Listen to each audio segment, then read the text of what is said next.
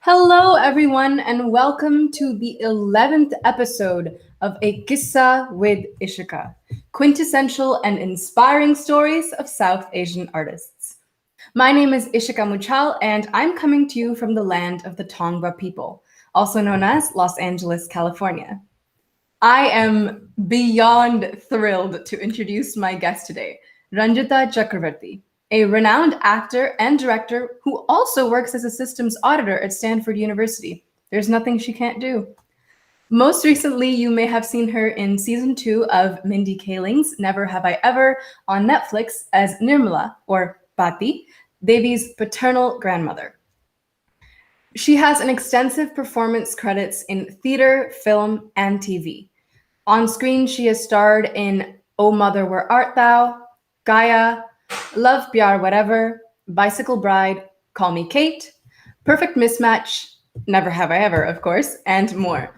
She has also acted on stage and directed with multiple theater companies, including Naatak in Bay Area, Enacte Arts, the Bay Area Drama Company, and the Stanford Drama Department. I had the honor of watching Ranjita live when she performed as Protima Dasi in the production of Vrindavan at Naatak, America's biggest Indian theater, and that experience will stay with me forever. She has also performed on the stage in India, winning first prize for improvised mono acting in the TV program called You've Munch, or as many of you may know it, Doordarshan. I am absolutely honored to welcome Ranjita Chakravarty. Hello. Hello. Thank you so much for joining me today. Thank you so much for that very, very kind introduction. I mean, that was too much praise. No, oh my God. I wish I could cover everything that you've done. That's just a small snippet. Thank you. Thank you for the opportunity. Absolutely. And so let's get started. How did you get introduced to acting or the arts in general, and what made you decide to pursue a career in that? So first of all, I want to say that actually it has always been kind of like a side thing for me. It's been a hobby, a very serious hobby. So I wouldn't call it a career. Maybe now going forward, it'll be my second career. But I've always worked, I'm a system auditor, as you mentioned, and been working in Stanford for the past 23 years. But I've always been a weekend warrior. Like weekends and weeknights, I do theater or, short films or whatever comes my way. I think the very first time I was on stage was actually for a dance. It was, I think I was 5 or 6 years old, and my sister said, okay, they're looking for little girls who should do this dance to Rabindranath Tagore, whose actually death anniversary it was yesterday. And that was my first entrance on stage, Ganguli Mor Shoi Baleri Dol, that's, I still remember the song. I mean, it was just, so that was my first introduction. And then, I've done the usual, like in school, I did a couple of plays, but nothing. And then in college, I acted with a company at that time called Ruchika with Faisal Al-Qazi, and there was another company called Rachna. It was like my first ticketed performance in Triveni Kala Sangam and Sri Ram Center. And then I have danced quite a bit. I was learning Odissi, so did a lot of performances. After I came to this country, I think there was a gap because I had kids and I had a life and whatnot. So then I started in 2000. I think around 2000 was my first play with Naatak. And then, every year, like you said in my resume, I have quite a few productions under my belt. So to answer your question, I don't know, it was just by accident I sort of did it, and it's sort of progressed. I mean, but I would say for the last 20 years I've been doing some kind of performing arts in addition to my regular job. It's very clear that arts is a very integral part of you. Yeah. I mean, when I say a hobby, it's like a very serious hobby because, I don't take it lightly. Yeah. Absolutely. And so you started in theater, and how did you transition into film and TV? So actually, yes, I've always done theater or dance, like I mentioned. So it was on stage. Film, I think after I came to the Bay Area in 94, but around after 2000, everyone was making short films and this and that. So I sort of did a little bit of that. And my first feature film was with the Perfect Mismatch, or It's a Mismatch, with Anupam Kher and Boman Irani. So that was my first introduction to feature film. Right. So I had never done anything before that. I had done a short film with a Bay Area software engineer. His name is Sandeep Dey. It was something about 9/11. I think it was called Lucky Ray. It was about 9/11. So that was my short film. So maybe I can say Sandeep introduced me to short films, and then I did the film with Experience Films called Perfect Mismatch. And then, slowly here and there, I did student films, various things, and it just sort of, I got experience, because I think with every role you learn something. It's just that, and at the end of the day, acting is acting. Yes. Right? You just have to be authentic. You have to act truthfully, with honesty. And of course, with every job, I learn something, and I hope I improve. That's the thing. I mean, that's what I look for. Like even in the very first film I did, I may have moved my face and all of that too much like a theater person. But with each one, I also see what am I doing well? What am I not doing so well? Where can I improve? So the transition sort of gone back and forth between theater and film. But yes, I did start with theater. Yeah. I don't know. Did that answer your question? Yes. And I love what you were saying about continuously using every opportunity to learn. And one of my teachers at CalArts always says that you have to treat every audition, every role you have just as an experience to work your craft and keep on learning. 100%. I tell a lot of youngsters that, you must audition as much as you can. And even if you don't get the role, don't get dejected, because it's not that you were rejected. It's maybe you didn't meet the vision of the director. And I 100% agree with your professor that every audition, every thing that you book is a learning experience. You're on the job training. Of course you should take classes and all of that, but it's on the job training really, and nothing compares to that. And I mean, some of your early roles were with some of my favorite actors like Anupam Kher and Boman Irani. But can you speak to some of the early challenges of your acting journey?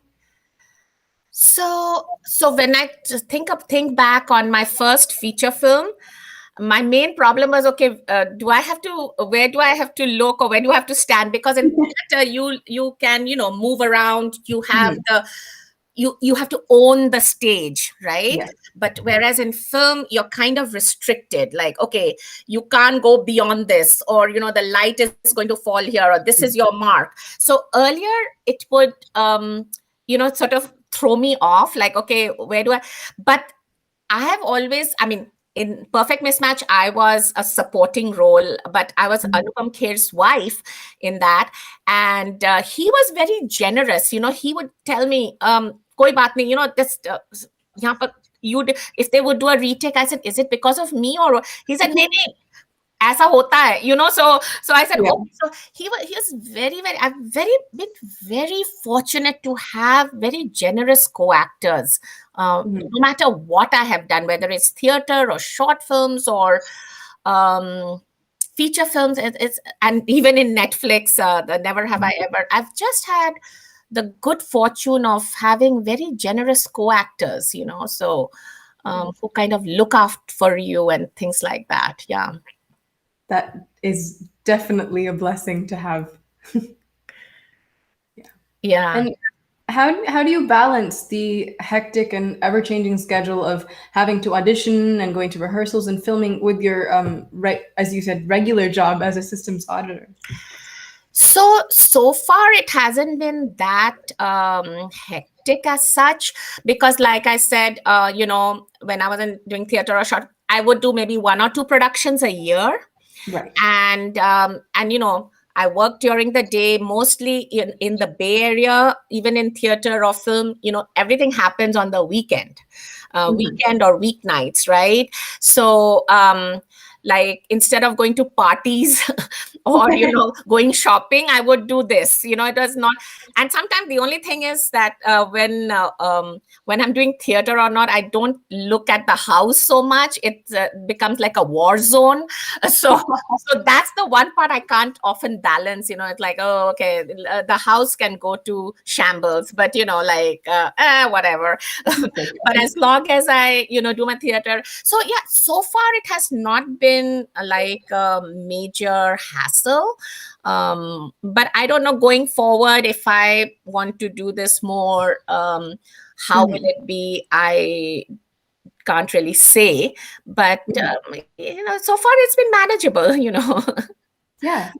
And I know that, of course, your two things are very different, but has your work ever influenced your acting, or your acting influenced your work? Well, let me put it this way: life influences your acting, right? I'm almost 100 years old now, but so I've had I've had a lot of life experiences, right, which includes work. And I'm sure on the subconscious level it does affect. So for example, I'm an auditor, right? Systems auditor. I meet with a lot of different people and I have to interact with them. Sometimes I have to give not such a good message, maybe, like I might have like to say something that is not very pleasant, but how to say that, like it's like the subtext of acting. You're saying Yes. something, Ishika, you've done a wonderful job, but underneath there's a layer of, but what you really need to improve on is this. Yeah. There's always a but you don't use but, you say and you're. So I would say that my work, I don't know if it has directly influenced me, but definitely there are life experiences which I can bring in when I'm acting.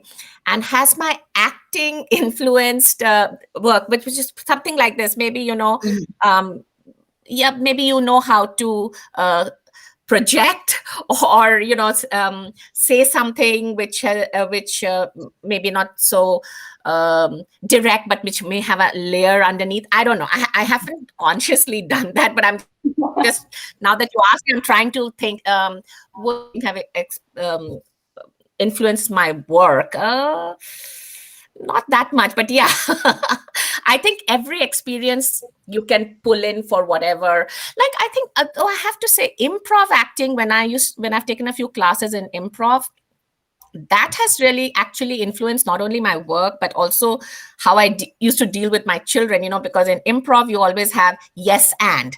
So in a corporate setting, sometimes when you give out an idea, people may tend to say, no, that's not right, or set up a wall. But you can always say, yes, that's great, and how about this? So I actually would try out some of this on my kids also when they were younger. Now they're older, but when they were younger, yes, that's a wonderful idea, and how about this? And they would be like, okay, this is a new mom. That's not our mom who said no to everything also. So yeah, I think you can always pull influences from whatever into work, acting, life, relationships. It never ends. Yeah, I think. That's a wonderful way to approach it. I mean, I do a little bit of improv as well, and the yes and rule. That's a great thing to apply to just life. Yeah. Absolutely, yeah, absolutely. Because our tendency is to say no. Mhm. If you say no, I don't want you to do this, without even properly hearing what the other person has to say. But after Yes. you hear it, even if you don't agree, you can say, yeah, that sounds really good, but not use but, and how about looking at it this way? So then Yeah, everybody is a winner, because you want everyone to win. Other definitely. than in the Olympics where only one person can win. Okay. Definitely builds a lot of collaborative spirit. Yeah. Absolutely. I think acting is very much a team sport. It's Mhm. very much a team sport.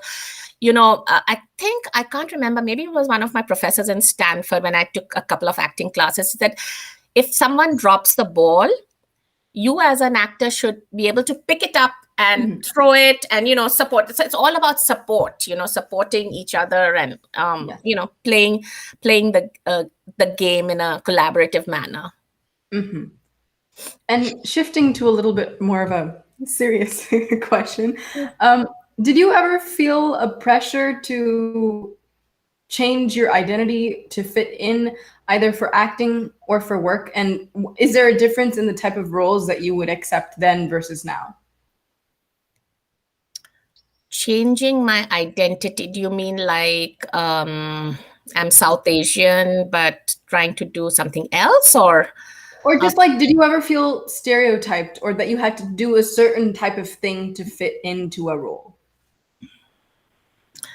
um I mean, like, okay, so it depends on the script, right?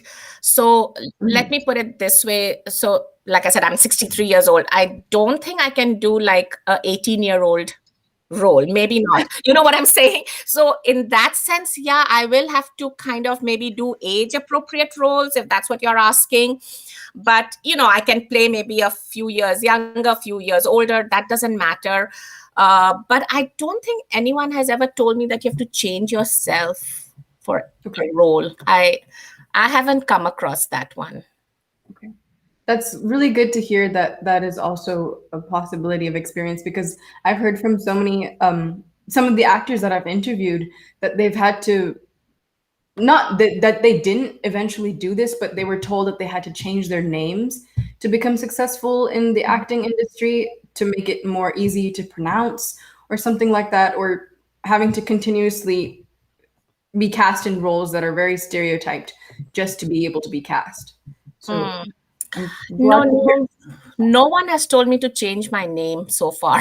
So far, or like, even, I mean, there are some things which are race specific, but Mhm. like, so if they need a South Asian, probably I'm for it. But if the story, say, doesn't call for a white person or a brown person or a black person, but maybe I can fit in there, Right. if it, sometimes the story calls for a specific gender or a specific Mhm. ethnicity, but if Yes. not, maybe producers and, I don't know, story writers can be more fluid.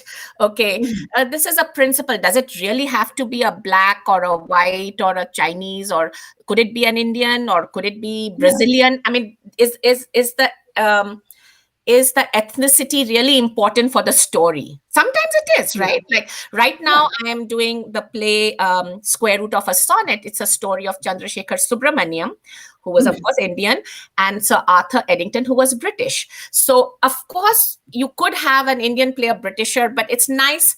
I mean, I've got an American guy to play a Britisher, but the Mhm. white and brown. So Yeah. sometimes the story asks for gender, I mean, ethnic specific. So yeah, um yeah, it would be interesting if someone posed that to me. So we'll see. So Yeah. Yeah. Like you were saying, when producers and directors have the opportunity to cast yeah, in an interesting way rather than interesting. what is normal. Yeah. Yeah, I mean, for example, I have to say one of the first plays I directed was called Chitra. and it was a story written by Rabindranath Tagore. It's a story about Chitrangada, which is a Manipuri princess who was brought up as a man. So there was a lot of gender fluidity going on, but it also had the role of Arjun, the real Arjun warrior.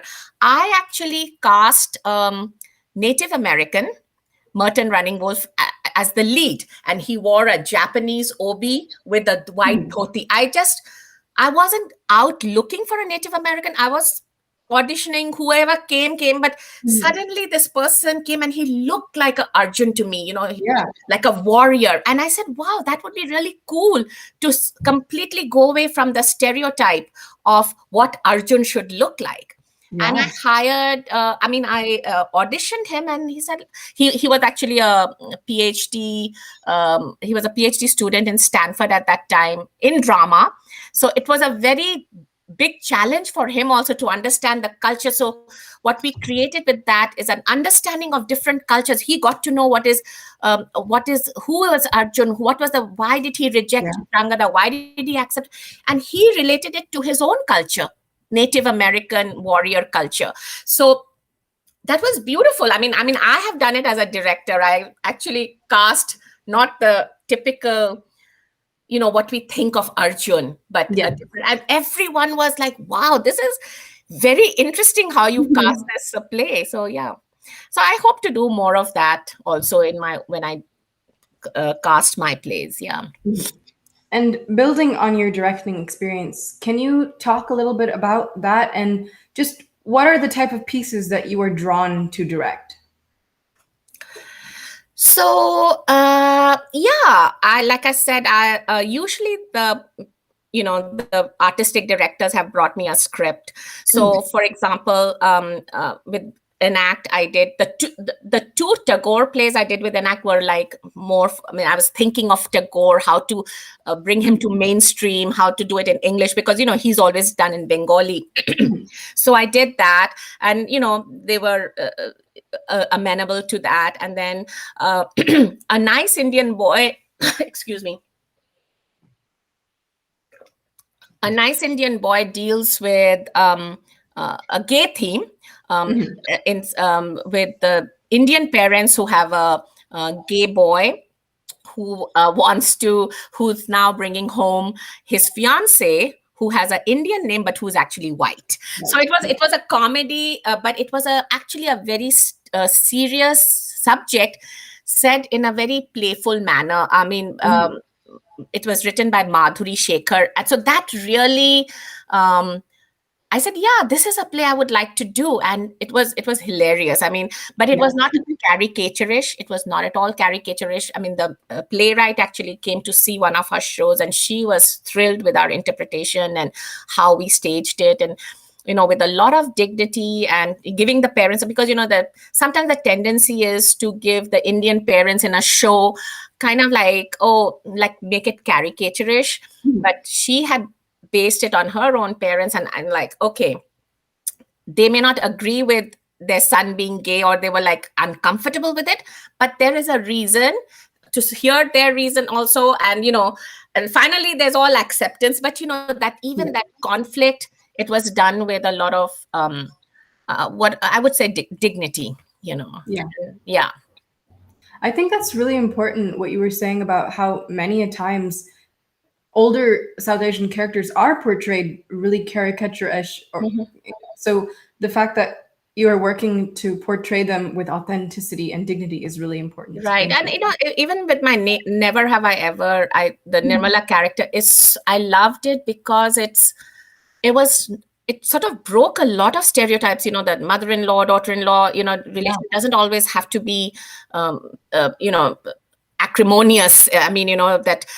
She's a little cookie, she's a little, spacey, but it can happen to, you can really relate to that character. Yeah. So you don't always have to have a caricature. So yeah. Yes. And that's so important. And shifting back to acting, what has been one of your favorite parts to play thus far? And do you have a dream role or a type of character, I guess, that you'd like to play? I have quite a few favorite roles in on stage. Of course, I did one Ratan Ki Maa, which is in Just Lahore Na Dekhiya Wo Jami Aayi Nahi. And then I played the Dadi in the Partition, which is about the. We took stories from the Partition archives, and Dadi is telling the story of Partition to the granddaughter, but taking them through the different stories of different people which were taken from the Partition archives. And it was a very touching and beautifully told story. And then I've done Marjorie Prime. I've done many nice, as I played Marjorie with who has dementia. And so that was good. And of course, I loved Never Have I Ever, the role of Nirmala Pati. It was so sweet. And what would I love to do? I would love to be in a detective. I would love to be like Miss Marple, like a detective, going and solving problems. I mean, dramatic. I mean, I like doing comedy, but I'm also like doing drama, and I think an investigator, like an Angela Lansbury type of person, like who's this old lady who's in everybody's business and trying to solve mysteries. That excites me. That would be cool. I cannot wait until that comes out. I don't know. If anybody's listening, write a script. Write a script. Please. And speaking of scripts, I had the honor of watching you in Vrindavan, which the script, the set, the production, the music, everything, and especially the set at the climax, I was absolutely mesmerized by that whole production. So can you talk about what it was like working on that show and Naatak, and just like your theater experience in the Bay Area? Oh, yeah, that was, I mean, a lot of people actually remember me from Vrindavan, even though I've done quite a few plays. But Vrindavan, I think it struck a chord. So the writer of that one was Sujit Saraf, who is also the artistic director of Naatak. And he wrote the script, and it was all in rhyme. A lot of it was rhyme, and the lyrics and everything. And it was, if I've worked with Naatak on many acting gigs, and so I know everybody, and we had like 12 widows, so we formed a little bit of a unit, and I was like their leader, leading them to their death. but it was, I mean, here's the thing, I enjoy myself no matter what I do. I work hard. I come prepared. I rehearse, and I listen to the director. But I bring something to the table also. But at the end of the day, if the director has a vision, I try my best to go along with that.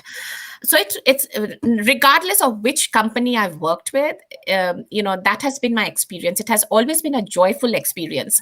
I don't believe I've ever had a negative experience. And the three companies you mentioned, the Naatak, Enacte, Bay Area Drama Company, I've also worked with other mainstream. I've worked with Renegade Theatre, like you said, Stanford Drama Department, and Marin Fringe Festival, etc. It's like I cannot recall a single negative experience, really. And then even in Netflix, the Never Have I Ever season 2, where it was just such a positive experience. Even though I was the newbie, I came in, everyone already knew each other, but everyone was so it was so such a friendly unit that I didn't feel like a newbie. I felt like I just slid right in there, like, okay. I've known them forever.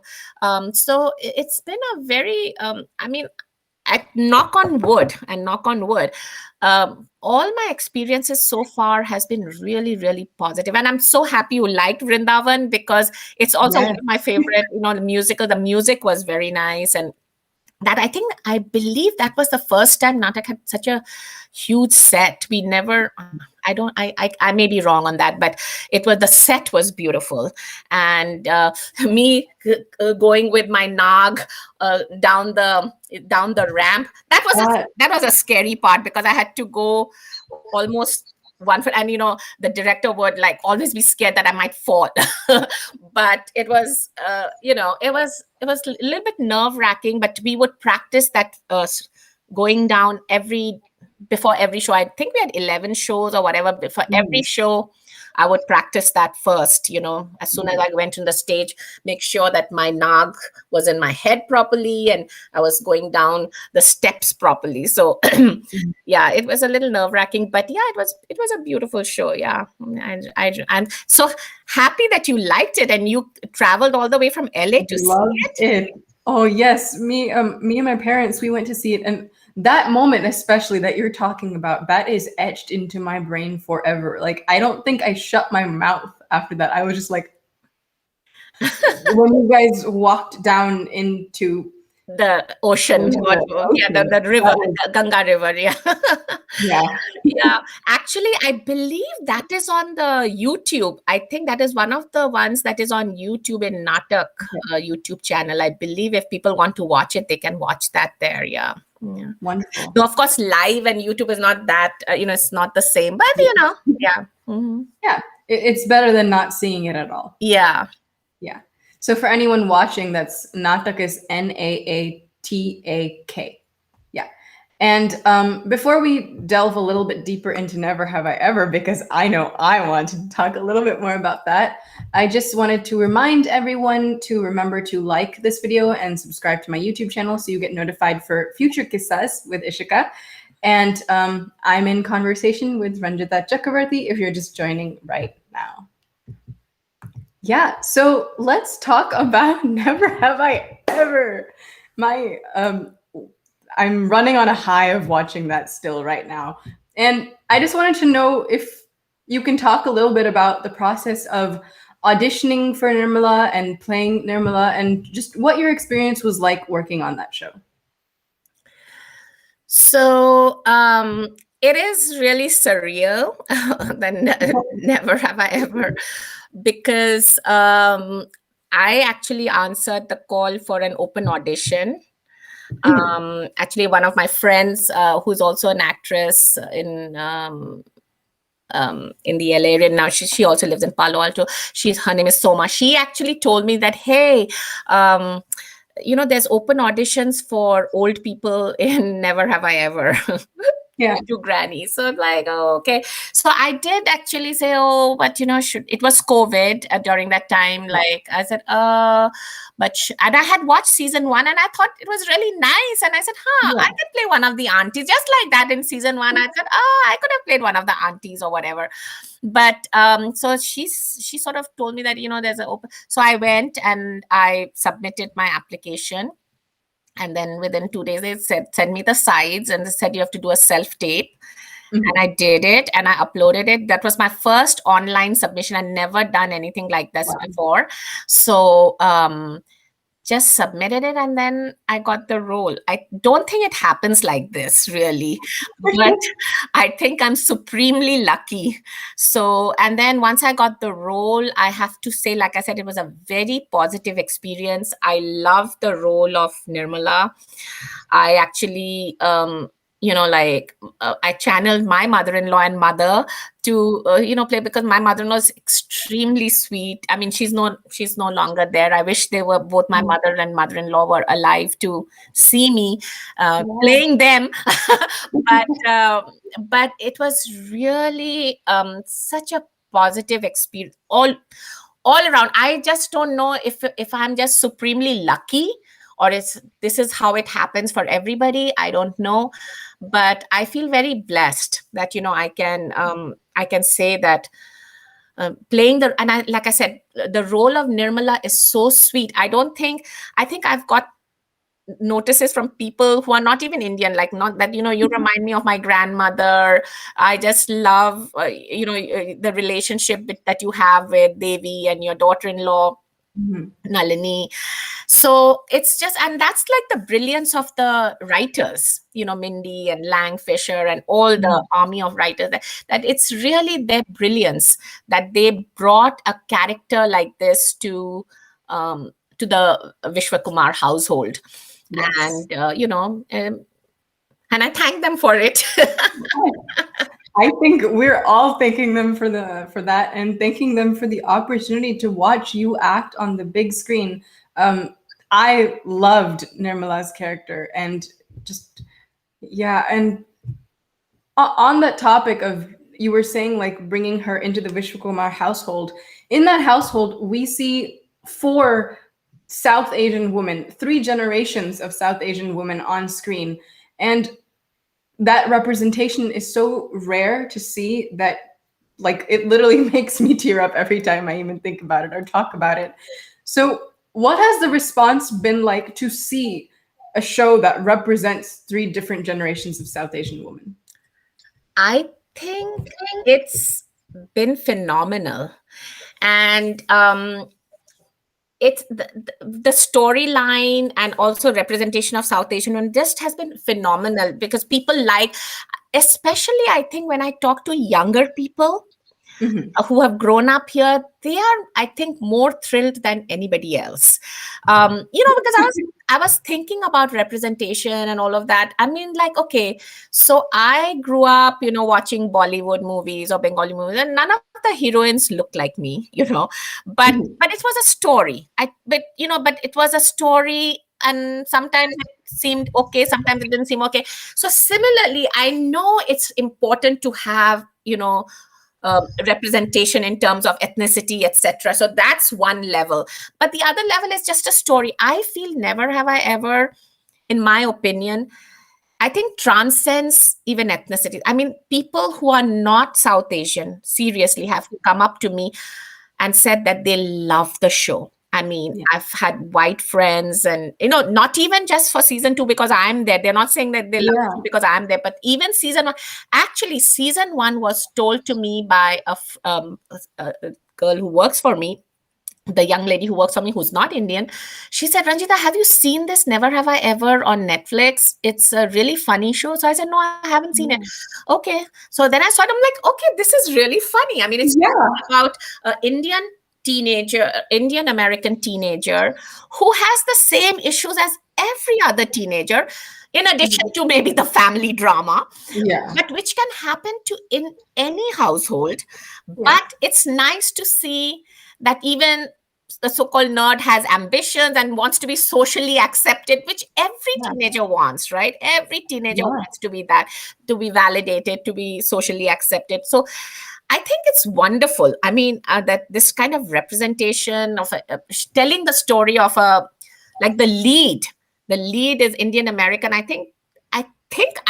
not so up on everything, but maybe this was the first show of its kind, Yeah. that it had the lead, like the whole family. Other, you always had like a Mhm. Indian character in this, Yeah. yeah, but the whole story about an Indian family, and that they have everyday problems just like anybody else. It's not like their problems are any different.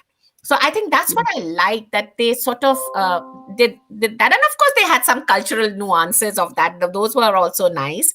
But story wise, I think, yeah, I think everyone can relate to it. But I'm glad that it's about South Asians. So because, Yes. it gives us all something to do. Mhm.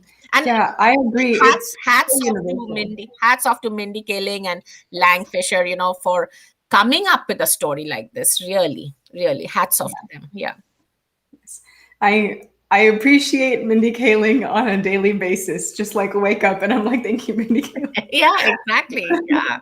Yeah, but I agree that show is so universal, and I know that Maitri talks about this. How granted, not everyone can relate to it, Yeah. but that's just because we need more stories. One story cannot represent everyone, but through this one story, so many people are feeling seen.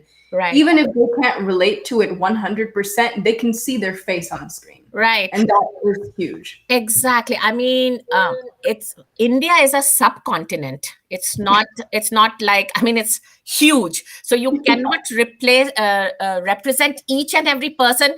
We have rural, we have urban, we have westernized, we have back in the, very traditional. I mean, all of it is, India is its own melting pot. So you can't Mhm.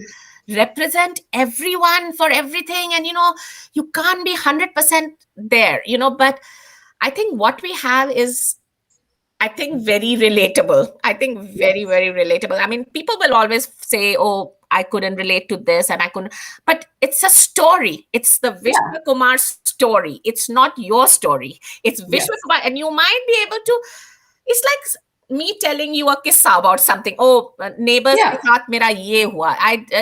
So it's a story. It's not about you or me. It's my interaction with my neighbor I had. So Mhm. maybe you can relate something. The neighbor was angry. Oh yeah, I can also be angry. You know what I'm saying? So Yeah. you can't 100% relate to each and everything. So yeah, I mean, but I think it's an amazing start, really. Mhm.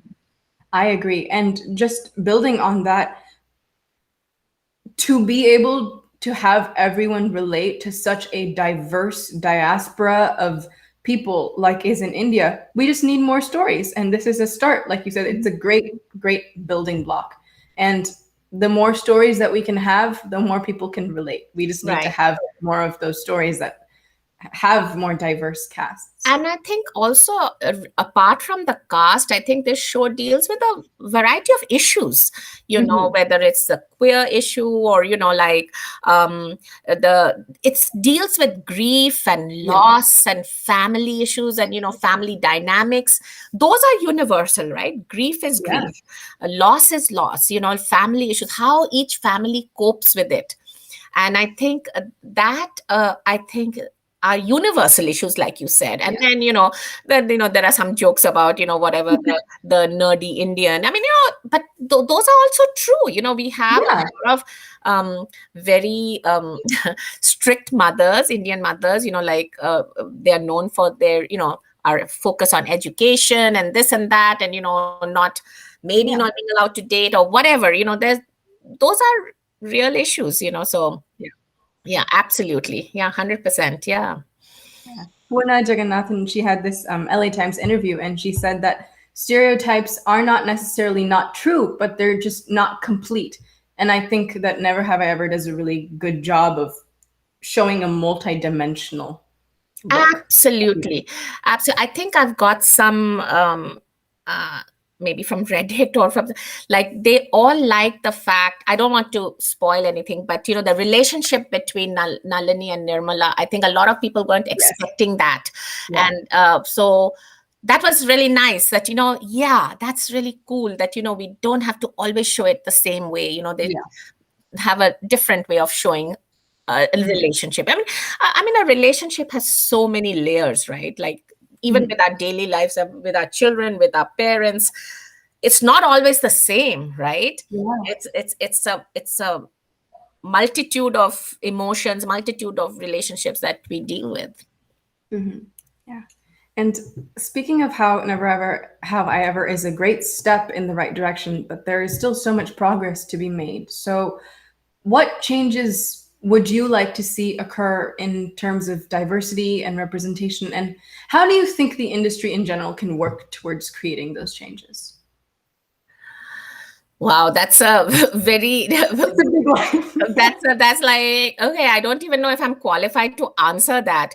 But it's just like, yeah, I mean, I think people in general have to think outside the box. Like Mhm. I had mentioned before, that if a particular ethnicity is not, I mean, to give opportunities, like if it's not ethnic specific or gender specific, um, maybe you can think about it like, oh, could a South Asian play this? Could a Chinese play this? Could a white play this? Could a brown play? I mean, you can Yeah. think outside the box. I mean, and that's something that the writers, maybe have to come up with more Yeah. gender fluid, more ethnicity fluid. It's easy for me to say because I don't know how to write, but yeah, but it's stories. It's stories, and Yeah. some stories have universal appeal. So, and then why not do it with different people? Like, even in Never Have I Ever, there's so much diversity. Even, it's not just Indian, there's so many other diversity that is shown. Yes. Yeah. So yeah, I mean, like I said, I've not been in this industry for very long. I mean, I've been in local theater, and this is my first foray into the industry. But I'm sure a lot can be done. I mean, I think, yeah, I mean, all over the world. I mean, I think even Bollywood can think out of the box a little bit. Like, do they always have to have a fair heroine? Maybe not. They can think about some other shades. So that's the thing. I mean, back in the day, that was the problem in Bollywood also, right? With the color and who will be. So it's only with people like Shabana Azmi and Smita Patil that because they were such amazing actors, they got different types of stories, and it's not necessarily running around the trees, type of thing. But, everything has its place. There's people are getting more aware and more sensitive to different things. So, yeah, I'm sure there will be lots of opportunities for people who are going to choose this path. Yeah, definitely. Yeah, I really hope so. And has there been anyone that has been especially influential in your artistic journey for you? You mean like in terms of acting, or anything, like a role model, an inspiration, a favorite? I don't know, whatever you interpret that question as.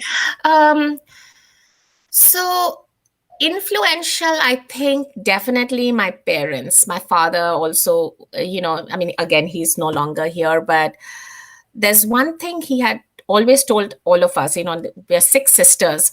He told us that, always have a hobby that you can call your own, like have your own identity. I mean, he was like a Renaissance man. I mean, it was like literally, I mean, he passed away at least, I don't know, 20 years ago. So he was 94 when he passed away. But he always, from the childhood, we heard that you should have like a hobby that you can really relate to. You should, whether it's singing or dancing or, theater. I was the only one in my, amongst the 6 sisters who went into theater. But at the same time, he wanted us to have an education, like he said, so he was of that generation. He never said, no, you can't go and rehearse at the middle of the night or whatever. He said, yeah, but you can't let the footlight glamour take you away. You have to have an education, something that can pay the bills, because, even in that time, your theater didn't pay the bills. So I think he has been very influential. Sometimes I actually think back like, wow, I'm actually doing what he said. I kept this as a hobby. I kept my compartment here, and then I'm doing this other compartment. I have this own identity. My kids are really encouraging of this. So it's so he was very influential. My mother and my mother-in-law, or my in-laws, and I have to say my parents altogether were very influential for me to nurtured me and to be the person who I am today. Really, it's their support, is their nurturing.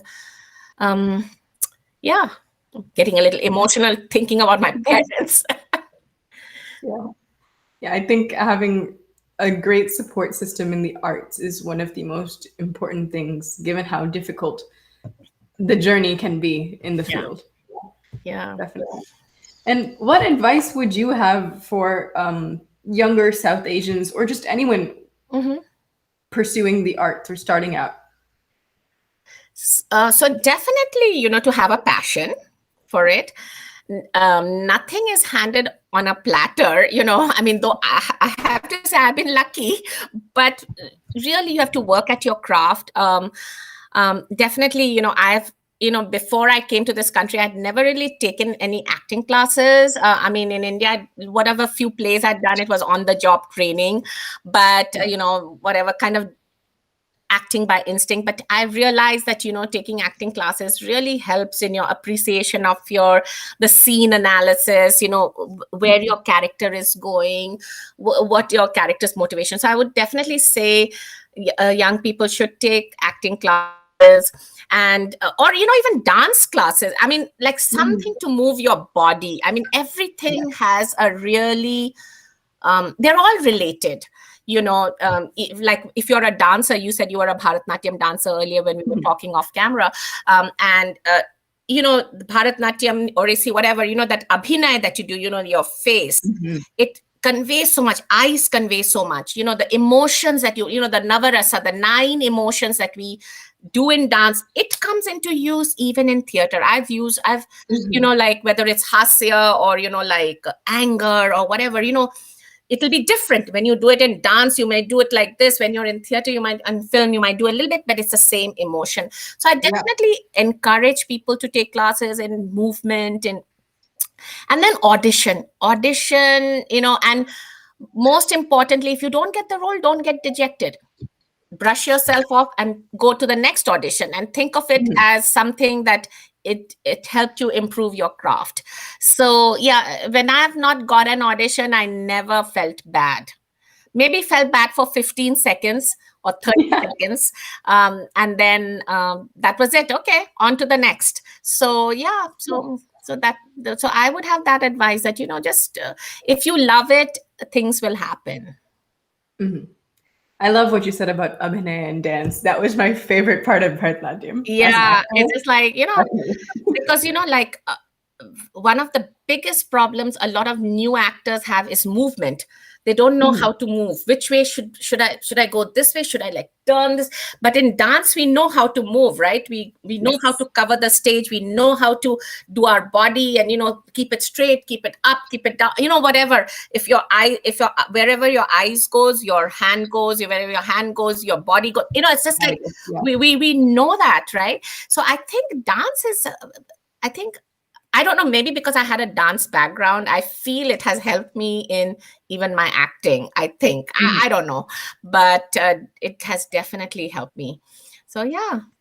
Yeah, that's beautiful. I love to hear when people have a dance journey that has inspired their acting. Yeah, definitely. No, definitely it has, yeah. And how have you pivoted during the pandemic? Because obviously that's had an impact on the arts. So one thing that was huge, like as of March of last year, March 2020, even Stanford, we were all working from home. Suddenly we were told that, oh, no one is coming in. So that was a huge, so all the time Zoom meetings and this and that. And then, of course, all theaters stopped. But we pivoted and did a lot of Zoom plays. I did a number of Zoom plays, which I was in, as well as I directed a play called Alifa by Police and Gupta, where I used double cameras. I mean, just with the Zoom, we tried out new software so that we could control the camera from your camera. For example, I don't have that software, but I could switch it on and off, because in the beginning when we were doing Zoom plays, each actor had to switch off their own camera. So we would be, after an intense speech, we would be looking for the camera. Oh, where's the mute button? Or where is the camera? So that was always, but then we came up, so we pivoted and we learned about new technology. And then after a while, though, Zoom became very tiring. It's a very exhausting medium. But we did, so everyone, and then of course, I have to say it's because of COVID that I was able to get on to Never Have I Ever, because it was online auditions. I mean, if they had asked me that you have to come to LA or something like that, I may not have been able to go. You know what I'm saying? Yeah. But because it was online auditions, it was easier for me. Yeah. And so, yeah, it all worked out. And so, I mean, and I'm so lucky that I am a person who can work from home. I feel for those people who could not work from home, all the service people, like, of course, essential workers, but even like, say, your cleaner or your whatever gardener. I mean, they depend on. So I used to feel really privileged and so lucky that I was able to work throughout the COVID. And so many people couldn't. So it was really a time for self-reflection and how lucky we are really to be doing this. Yeah, that's great to hear how you were saying that you might have not been able to audition for Never Have I Ever if it was not online. And I think this pandemic, with everything bad that's come of it, but there's also been in the entertainment industry this level of accessibility, where people who are maybe not located nearby or don't have the transportation to get to that, it can at least audition, like you were saying. Exactly. I think that at least audition, like when I auditioned, I had like absolutely no expectation that I would even be, picked up or called back or whatever. So So it was, yeah. And if it was not for online, I probably wouldn't even have gone, because who Yeah. would have, I mean, I wouldn't have gone to LA during COVID. I mean, there was no way I would have done that. So, Mhm. so it was really nice.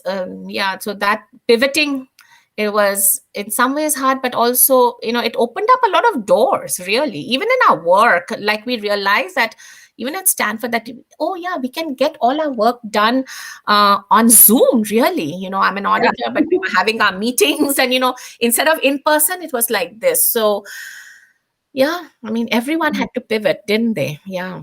Yeah. I have a few more questions, but we have one question from the audience. So the question is, what about stereotypical Indian accents used by various platforms? Like, what are your thoughts on that?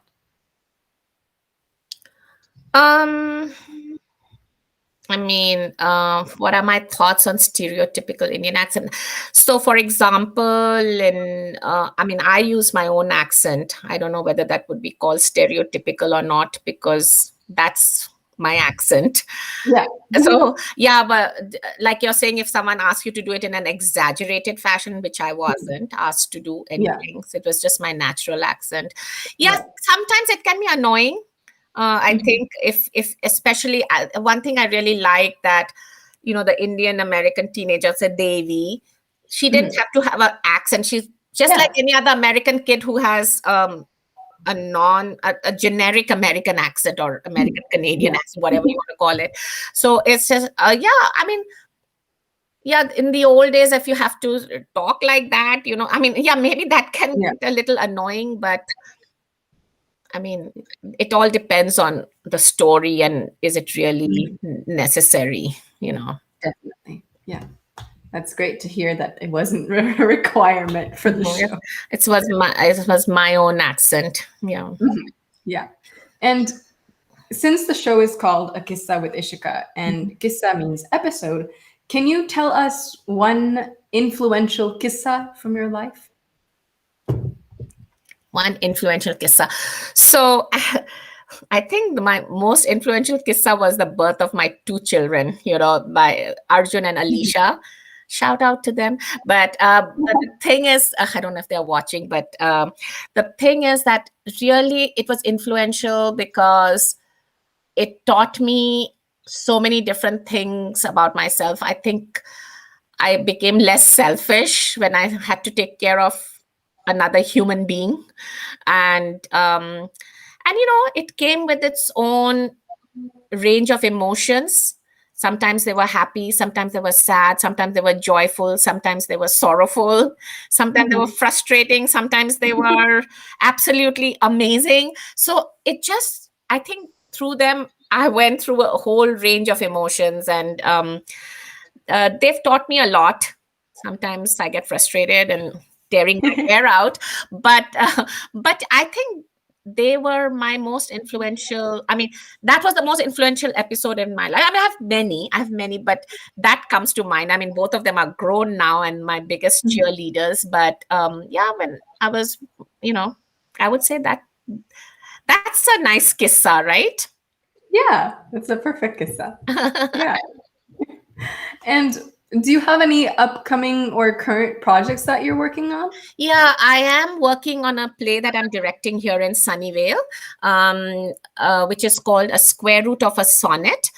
It's about Chandrasekhar Subramaniam, who was a Nobel Prize winner in astrophysics, and his mentor guru, Sir Arthur Stanley Eddington, who was a very famous astrophysicist also in the 1920s. And this play spans almost 100 years.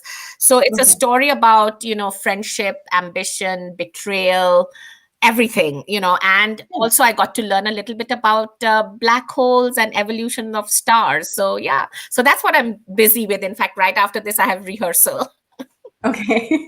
Wow. And of course, Never Have I Ever is on Netflix, but your other projects, how can people find and watch your work? Well, I think some of it is on YouTube. Like I think some of the Naatak stuff is on YouTube. Okay. I'm not 100% sure about Enact and Bay Area Drama Company, how they put it up, but everyone can watch Never Have I Ever. Yep. That's on Netflix. So people who haven't watched it should watch it, and maybe they can send you their feedback. Definitely. Mhm. And I just put the Naatak YouTube channel link as well into the YouTube chat for this Oh, stream. okay. So people can go directly through that. Mm-hmm. I mean, there'll be other plays also, not just me. I mean, I have some of them, but I think back in the olden days, they probably didn't take. We couldn't put it up on YouTube, so I don't know what they've done recently. So yeah, but definitely Vrindavan is there. I know that. Okay. Yes, please, everyone watching who hasn't watched Vrindavan, go watch Vrindavan. So good. So yeah.